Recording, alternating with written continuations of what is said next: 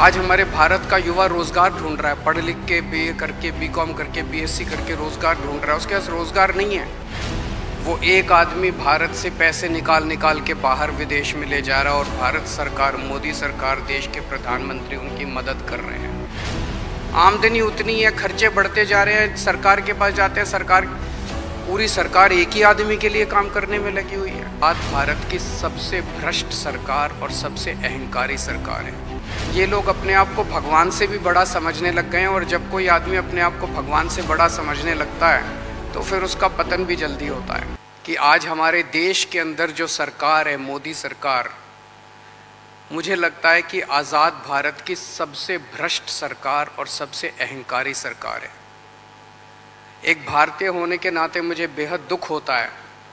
पिछले 3-4 दिन से हम पढ़ रहे हैं कि विदेशों के अखबारों के फ्रंट पेज के ऊपर खबरें छप रही हैं कि हमारी भारत सरकार एक आदमी के लिए काम कर रही है।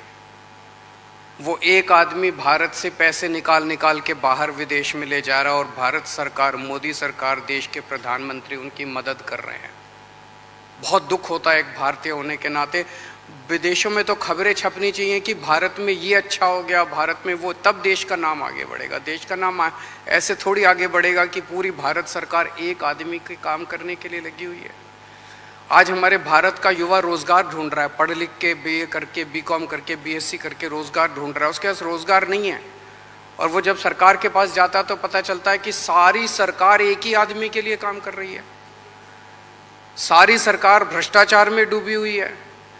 आज हमारे लोगों के घर का खर्चा नहीं चल रहा, लोगों के आमदनी नहीं है। परफेक्शन IAS, UPSE और BPSC फाउंडेशन क्लासेस के लिए समर्पित संस्थान। यहाँ आपको UPSE selected and interview appeared faculties द्वारा गाइड किया जाता है। Separate batches for Hindi and English medium. 65वीं और 64वीं BPSC एग्जाम में 69 और 107 रिजल्ट्स एवं 66वीं BPSC एग्जाम में 131 रिजल्ट्स हासिल किया है परफेक्शन IAS टीम ने। परफेक्शन IAS, कुमार टार, बोरिंग रोड, पटना।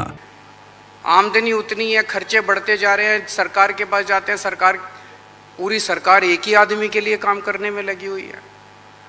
इससे ज़्यादा अहंकारी सरकार आज तक कभी नहीं हुई, और ये लोग अपने आप को भगवान से भी बड़ा समझने लग गए हैं, और जब कोई आदमी अपने आप को भगवान से बड़ा समझने लगता है तो फिर उसका पतन भी जल्दी होता है। मुझे बेहद खुशी है कि इंडिया अलायंस में सब लोग आपस में जुड़ रहे हैं।